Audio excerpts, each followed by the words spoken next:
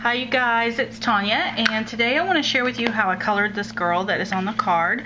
This is the Graphic 45 Ladies Diary collection, and the girl was one of the Ladies Diary stamps. So to get started, I am going to color them this time with my Timmy distress markers. I'm going to be using Victorian Velvet, very small amounts of this. Spun Sugar,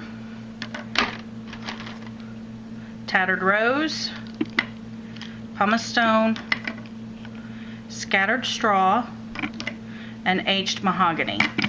Also, the girl was stamped on the Ranger stamping paper, which is recommended for these markers. I've used other watercolor markers or watercolor papers, and I was not happy with the way that they turned out, so I highly recommend these markers. So to get started, I'm also going to use this water brush, which has a very fine tip on it, and you also need to have a paper napkin that's handy.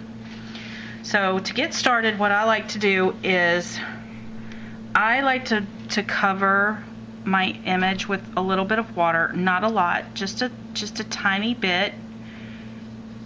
And what this does is it helps to prime the surface a little bit and gives me the ink that I'm going to use a chance to just kind of wick a little bit as I work with it, so that it flows easy and blends. Then after I wet the image, I'm going to blot it up just a bit with the paper towel, because I don't want it soaking wet. I just want it to be, you know, primed. And also I used archival black ink for the ink. I'm going to start with my lightest colors and then work up. This particular marker is the Spun Sugar, and I'm going to use the brush tip.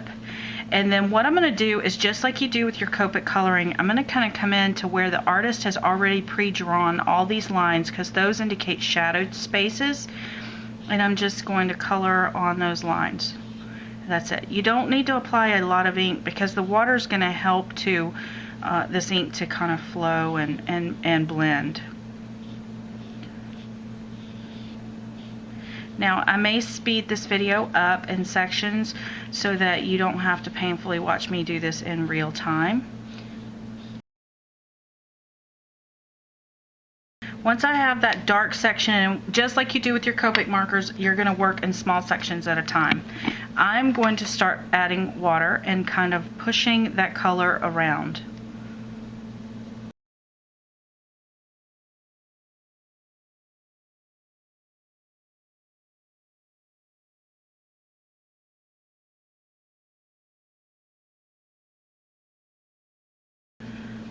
String hanging out, and you can see how it's starting to blend right now just with that little bit of water.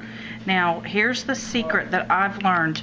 Come back with your paper towel and pick up the color just like that, and what happens is that keeps your water, or keeps your paper from warping too bad. And I'm going to come back and I'm going to do the same thing, just apply a little more color. I happen to be a very heavy-handed colorer, so I like to put it on and take it off, put it on and take it off until I get the right consistency.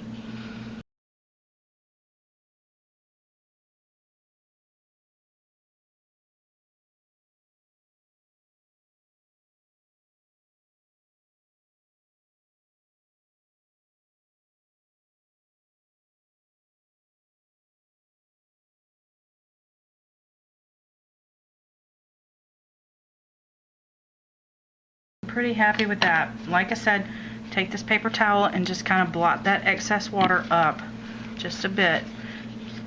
It will help to keep the water or the paper from warping, and it's already warping, but that's the nature of watercolor. That's just what happens. Then I'm going to come back with my Victorian Velvet, because I really want to see just a touch of shadows here and there. So for me, the shadows are going to kind of happen right in here. And very light-handed, very light. Don't put a lot of color here, because if you do, it's not gonna mesh right. It's not going to blend. That's the word I'm looking for. And I'm going to come back on the right side of all of these wrinkles and just kind of apply a touch of color. And then you'll start seeing the folds happen in her outfit, her dress.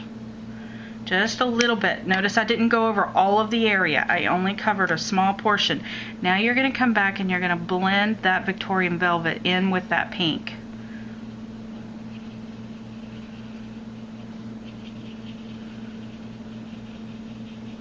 Just very light touch. Pushing that color down. And I want to make sure that I leave this section white, somewhat white, because her knee would be kicked up, which would make this, the top part, would be getting more sunlight. And like I said, I'm just blending those colors in with this brush.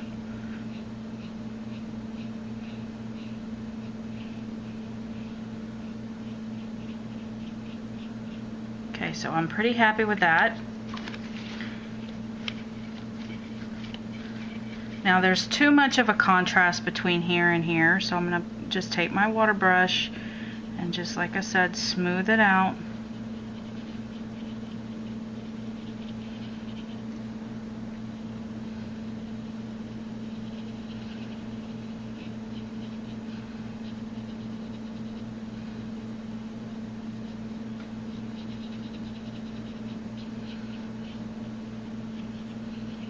There we go. Now it's time to do the top of her dress. We're going to do the same steps. We're going to come back with the spun sugar, follow along all of the pleated lines. Now this time you want to be very careful, because to me her top should remain white, so I don't want to get any water or any ink inside that white area. I'm just going to kind of follow along under that collar, because there would be a little bit of a shadow there. And then once again here, I want to leave her cuff, but maybe color right in here.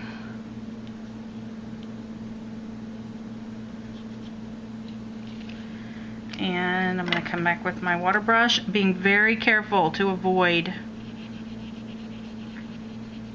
that collar.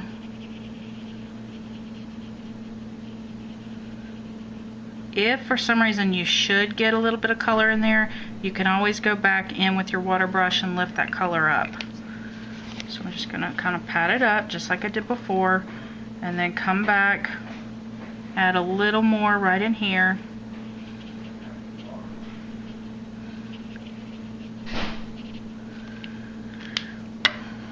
And then see how I got that just a little bit too close right there. Again, just water it down, and you're just going to kind of push it back in.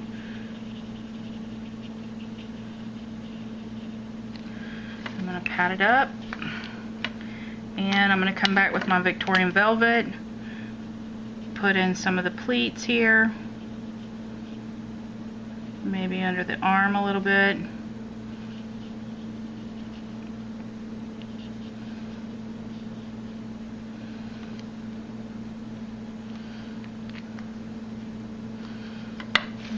Back with my water brush and blend that in.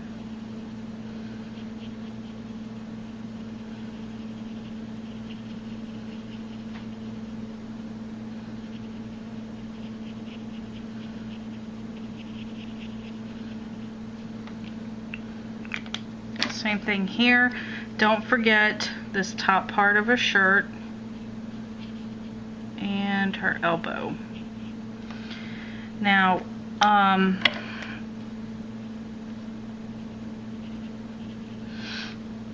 as far as skin tone goes, I'm going to use the Tattered Rose on her skin. So the top part of her hand is traditionally going to be darker than the underside of her hand. So I'm just going to kind of put a little bit of color along that area of her hand. Same thing here, top of her hand is just naturally going to have more color than the bottom. I think the one thing to always keep in mind too with these Timmy markers, is that, or any watercolor marker, is that if you want to make it darker, you always can. If you want to make it lighter, you always can, but work in stages. Don't oversaturate your paper, because when you oversaturate the paper, that's when it becomes bulk, and that is gonna be what causes problems most of the time. So once again, you can see that her arm is well blended. I'm pretty happy with the color tone on her arm. I'm going to come back with my paper towel and blot that up. Now let's move on to her neck. Her neck is going to have a little color in here. I'm sorry if most of that was out of frame. I'm trying really hard to keep in frame. Again, just following along the shadows. Under her chin is going to be very dark, and on her face you're going to have some darkness here along her face and on her cheekbones, which are going to be coming from here. Same thing here. This side of her face is a little bit hidden, so it's going to be a little darker. And I'm leaving all of that white because what I'm going to do is I'm going to pull the color down with the water. Remember, I can always add more color if I need to. But to take it away, I have to add more water. Okay, and I'm pretty happy with that. I'm going to put just a touch more color in her face. Come back with this tattered rose again. And then just come back in and add right through here in the shadows. Maybe the side of her nose a little bit, and her cheekbone, across her chin, and again just add a little more water.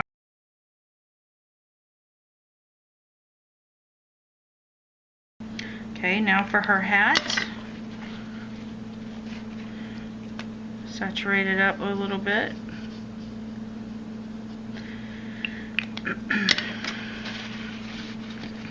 Now for her hat, I'm going to use the spun sugar again.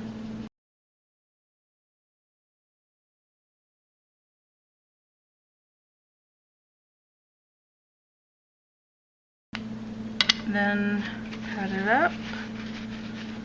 Now I'm going to add a little bit of this aged mahogany to the flowers, but not a lot, because this is a very rich color. And I want her flowers to be just a tad bit darker, but I also want to maintain the softness of this image. So don't put too much on there. Now I'm going to lift it. And I'm going to come back and add just a touch of this Victorian velvet just to the shadows, because her hat needs to be just a bit more intense in certain spots. Once again, blend with the blender.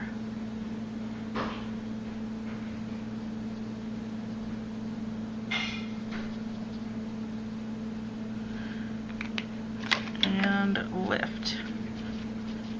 And notice here I got just a touch too much, so I'm just going to see how I'm pushing that back into the rosettes, just applying a little bit of water and pushing it back into the rosette, and I'm cleaning off my brush a little bit too. Now it's time to add the shadows around her, and I'm going to start out again with this lighter color, which is the scattered straw.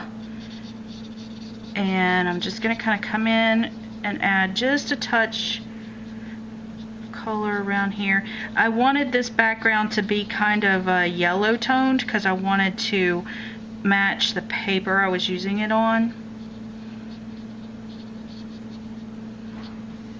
And I'm not adding a lot of color, just around the perimeter of her. Then I'm going to take my water brush and I'm going to push that color out. Try not to get it on her hands, and just work it all around. Now if you don't prime the paper first, like I didn't do on the edges here, then your color stays a little more intense. Notice how it softened on the dress, but it's still really rich color here on the background. So that's the difference in not priming.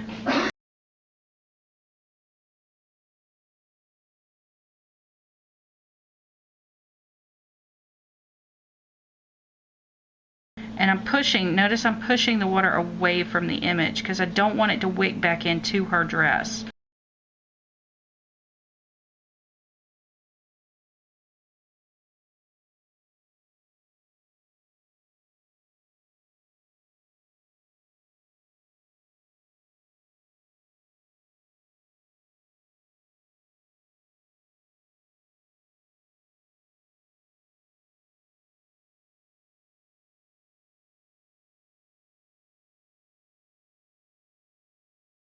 So then on this I have the pumice stone, and the pumice stone is just going to be used for a very faint shadowing, and I'm only going to do it where her natural body shadow would be.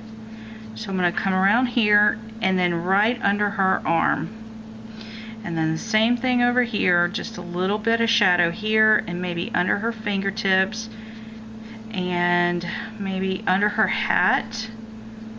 There would be some gray, and then I'm just gonna work that in before I go any further.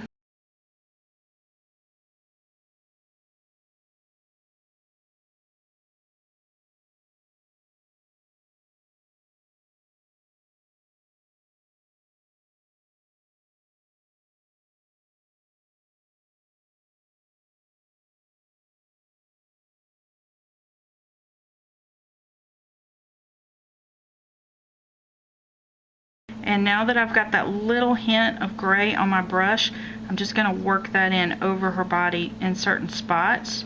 And it's not a lot because the water does dilute it down some, but it's enough to generate just a hint of a shadow.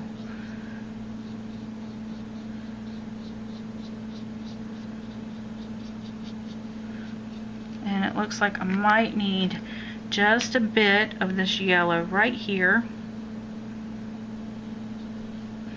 And a little bit coming around her body here.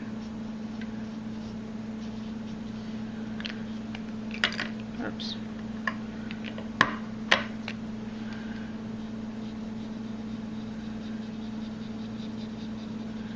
And then just to add a little bit of grounding to her down here, I'm going to add a little more of this straw.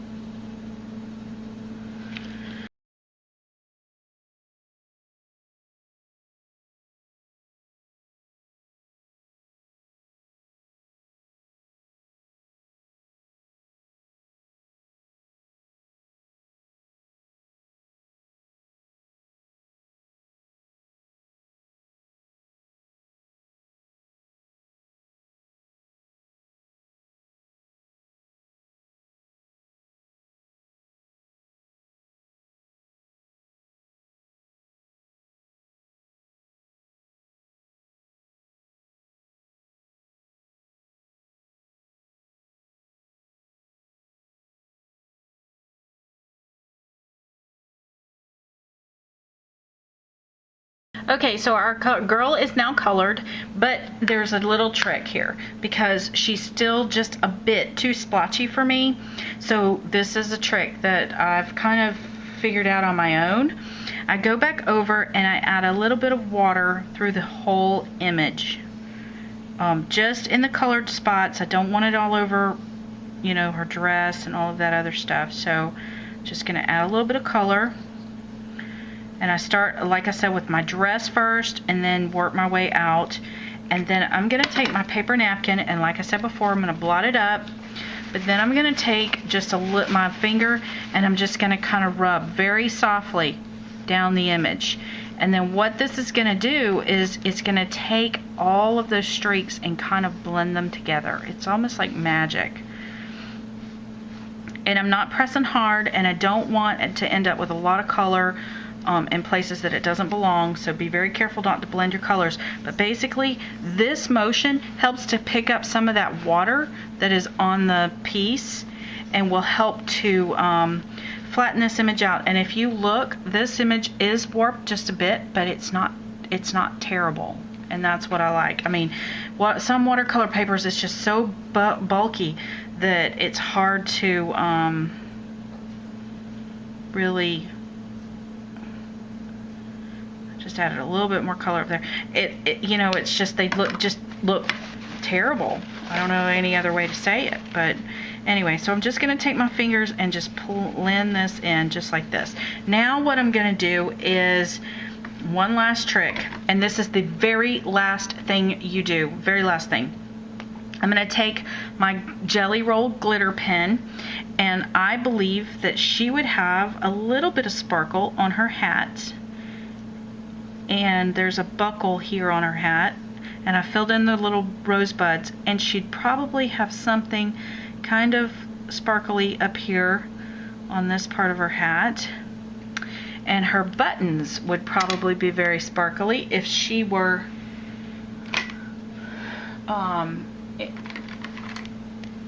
in real life. So I'm going to take again the Jelly Roll, and this color is gold, metallic gold, and I'm going to color in her buttons, being very careful not to get into the white.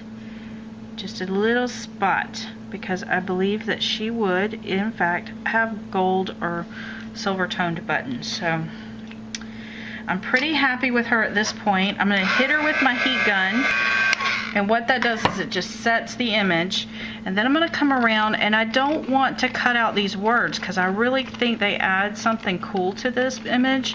So I'm just going to kind of fussy cut.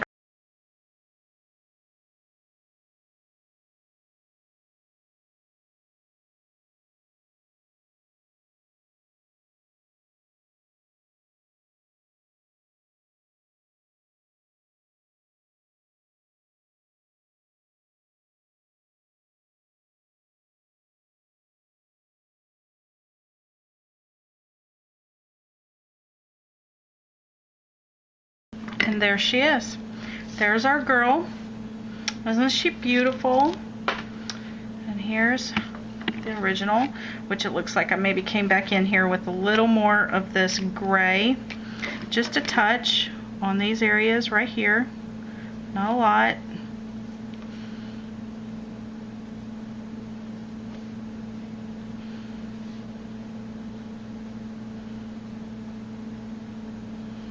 And that just adds my shadow, and once again just come back with this pen and work those colors in.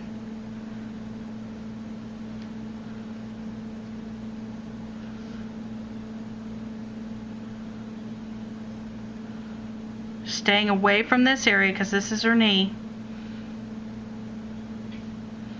Back up, pull it back up into her bodice and under her arm. There you go. Take your marker or your pen, I mean your, whatever this thing is called, paper towel. I don't know why I can't talk today. Blend this just a bit right here, and I noticed right here, you notice when you start cutting that there are certain places that don't get blended well, and you just kind of go back and blend them. Of course, I am working upside down too. So anyway, thank you guys for watching. I know this was a lengthy video, but I think it's something that you guys have all been wanting to see for a while now. Please leave me comments and let me know if you want to see more of this kind of thing. Thanks.